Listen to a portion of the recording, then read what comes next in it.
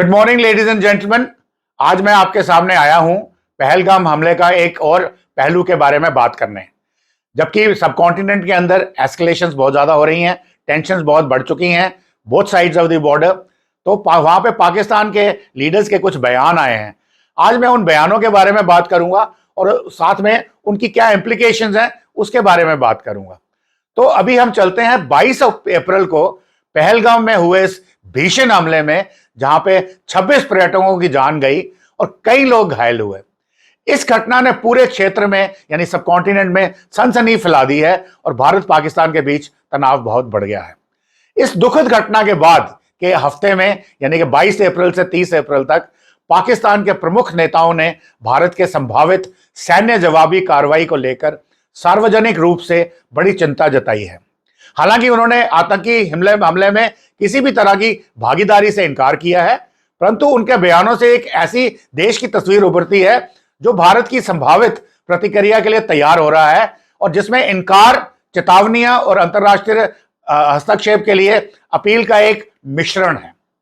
जम्मू कश्मीर के लोकप्रिय पर्यटन स्थल पहलगाम के पास बैसरन की एक शांत घाटी 22 अप्रैल को आतंकवादियों के हमले से दहशत का एक केंद्र बन गई थी।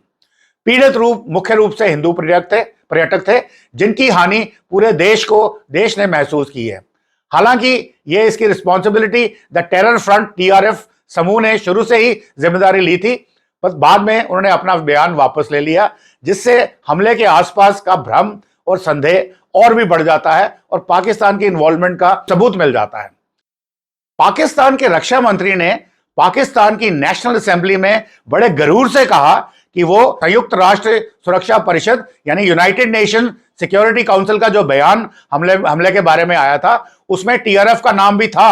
तो उन्होंने बोला, बड़े गरूर से बोला कि वो नाम हमने निकलवा दिया, हमने यूएनएससी को मजबूर किया कि वो टीआरएफ का नाम ना ले। इसका मतलब यह हुआ कि पाकिस्तान द्वारा एक स्पष्ट स्वीकृति है कि वो भारत में टीआरएफ जैसे आतंकी समूहों के संचालक हैं, जो जैश ए मोहम्मद का एक जाना पहचाना अंग है। भारत की प्रतिक्रिया तेज रचनात्मक थी और प्रधानमंत्री मोदी ने हमले की निंदा की और अपराधियों को और उसके समर्थकों को न्याय के घटकरे में लाने का संकल्प लिया, जो स्पष्ट रूप से पाकिस्तान की ओर इशारा था। कुछ ही घंटों में भारत सरकार ने सार्वजनिक रूप से अपने पश्चिमी पड़ोसी पर आरोप लगाया, जिसमें हमले के लिए समर्थन और वहां तक कि कर्मियों का प्रदान करने में भी पाकिस्तान की भागीदारी का आरोप लगाया था। तुरंत बाद में भारत ने पाकिस्तान के खिलाफ मजबूत कूटनीतिक कदम उठाए, जिसमें सिंधु जल संधि को रोकना, अटारी सीमा पार को बंद करना, पाकिस्तानी सैन्य सलाहकारों को भारत से निकालना, इस्लामाबाद में अपने सलाहकारों को तुरंत वापस बुलाना और पाकिस्तानी नागरिकों का वीजा रद्द करना शामिल था। भारत ने अपने नागरिकों को बढ़े हुए सुरक्षा जोखिमों का हवाला देते हुए पाकिस्तान की यात्रा ना करने की भी सलाह दी है। पाकिस्तान ने जान की हानि पर संवेदना व्यक्त करते हुए पहलगाम हमले से किसी भी संबंध से दृढ़ता से इनकार किया है। उन्होंने भारत से आंतरिक रूप में देखने और जम्मू कश्मीर में अपने नागरिकों की सुरक्षा में जो उन्होंने विफलता बताया है उसे संबोधित करने का आग्रह किया। यह प्रारंभिक इनकार जल्दी ही बयानबाजी में एक स्पष्ट बदलाव का रूप ले लिया, जिसमें पाकिस्तानी नेताओं ने भारत के अगले कदम को लेकर चिंताएं व्यक्त की।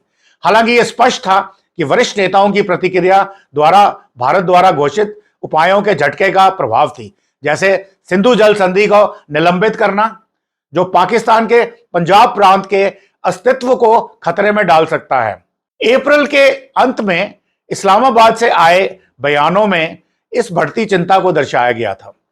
29 अप्रैल को रक्षा मंत्री ख्वाजा मोहम्मद आसिफ ने पत्रकारों को बताया कि उन्हें लगता है भारत से सैन्य हमला अटल है। उन्होंने इस गंभीर आकलन के कारणों के रूप में भारत के बढ़ते आक्रामक सार्वजनिक बयानों और अपने स्वयं के सैन्य नेतृत्व से ब्रीफिंग का हवाला दिया।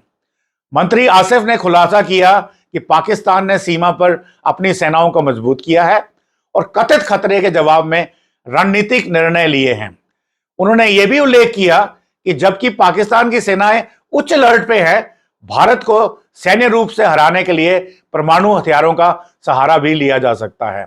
उन्होंने, उनके शब्दों के स्वर ने एक महत्वपूर्ण परिवर्तन को चिंतित किया और इनकार्स को सक्रिय रूप से भारत सैन्य कार्रवाई की प्रतीक्षा तक उन्होंने की। उन्होंने यह भी स्वीकार किया कि पाकिस्तान पिछले 30 वर्षों से अमेरिका और पश्चिमी देश विशेष रूप से यूनाइटेड किंगडम के लिए जिहादियों का उत्पादक करने का गंदा काम कर रहा है।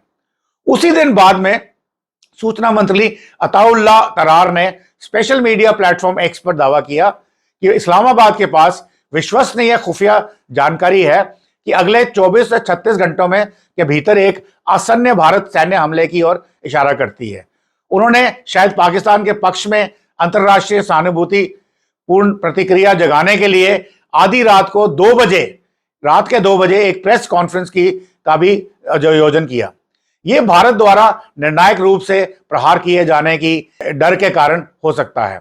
उन्होंने आरोप लगाया कि पाकिस्तान पहलगाम की घटना का इस्तेमाल भारत द्वारा आक्रमण के लिए झूठे बहाने के रूप में किया जा रहा है और चेतावनी दी कि यदि ऐसी कोई कार्रवाई की गई तो उसका जवाब निर्णायक प्रतिक्रिया के साथ दिया जाएगा, जिसके परिणामों की पूरी जिम्मेदारी भारत की होगी। मंत्री तरार का जोरदार बयान, जिसे 30 अप्रैल को फिर से बढ़ाया गया मॉर्निंग में, वो अब एक अनप्रेसिडेंटेड खतरे के बारे में पाकिस्तान सरकार के विश्वास पर जोर देता है कि पाकिस्तान सरकार मानती है कि भारत एक जबरदस्त हमला करने वाला है। और चिंता के स्वर में इजाफा करते हुए उप प्रधानमंत्री इशाक डार ने भी 30 अप्रैल को एक कड़ी चेतावनी जारी की। उन्होंने कहा, जबकि भारत सैन्य कार्रवाई शुरू नहीं करेगा, किसी भी भारत के आक्रमण का जवाब एक साधारण जैसे को तैसा से कहीं अधिक दिया जाएगा।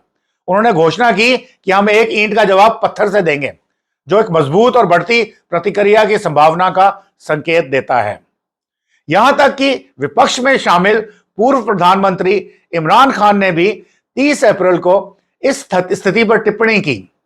पहलगाम के पीड़ितों की तरफ संवेदना व्यक्त करते हुए उनका भारत से जिम्मेदारी से कार्य करने का आह्वान किया गया और नई दिल्ली से संभावित अति प्रतिक्रिया के बारे में उन्होंने हिंसा के रूप में उसको देखा और चिंता के रूप में उसको देखा।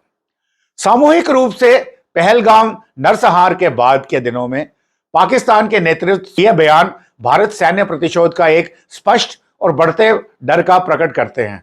रक्षा मंत्री का अटल हमले का आकलन, सूचना मंत्री के विश्वसनीय खुफिया जानकारी के दावे और उप प्रधानमंत्री की अप्रत्याशित प्रतिक्रिया की एक चेतावनी सभी एक ऐसे राष्ट्र की ओर इशारा करते हैं जो इस वक्त बिल्कुल हाशिए पे है और संभावित संघर्ष के लिए तैयार हो रहा है। यह चिंता निश्चित रूप से भारत के मजबूत आरोपों और तत्काल दंडात्मक कूटनीतिक उपायों से बड़ी है। जैसे जैसे उपमहाद्वीप उच्च अलर्ट पर बना हुआ है और अंतर्राष्ट्रीय समुदाय सांस रोक के देख रहा है कि इस खतरनाक तनाव का कम करने की और शांतिपूर्ण समाधान कैसे किया जाए। तो दर्शकों, तो मैं आपको यह बता दूं कि इस वक्त जो भारत के पास विकल्प है वो हमारे पास बहुत सारे विकल्प हैं। काइनेटिक विकल्प तो है ही है, हमला करने का विकल्प तो है ही है, परंतु उसके अलावा अगर हमने पाकिस्तान के पंजाब प्रोविंस में उनके जो हैंडलर्स हैं उनको अगर हमने हिट करना है तो उसके लिए हमारे पास IWT है, डिप्लोमेटिक मेजर्स हैं, दुनिया भर में पाकिस्तान को आइसोलेट कर सकते हैं। उसके अलावा हम FATF की लिस्ट पे उनको ला सकते हैं, बाकी मित्र देशों को कन्विंस करके, और साथ में इकोनॉमिक सैंक्शंस भी लगवा सकते हैं जिससे पाकिस्तान की अर्थव्यवस्था चरमरा जाए और जो जनता है वो बगावत पे आ जाए और वो अपने हैंडलर्स को, अपने आकाओं को, चाहे वो मिलिट्री के हों या पॉलिटिकल हों, उनको सोचने पे मजबूर करें कि देखिए अगर हमारा अस्तित्व ही खत्म हो जाएगा, अगर पंजाब प्रोविंस डेजर्ट में कन्वर्ट हो जाएगा, हमारे पास ना रोटी खाने को होगी, ना पानी पीने को होगा और ना बिजली होगी, क्योंकि डैम्स का जो पानी का स्तर है वो भी नीचे चला जाएगा। तो उस केस में हमको कश्मीर का अलाप रागने या आतंकवादियों को भारत में भेजने के और बोलना लीडिंग इंडिया विद 1000 कट्स वाली पॉलिसीज का क्या फायदा है।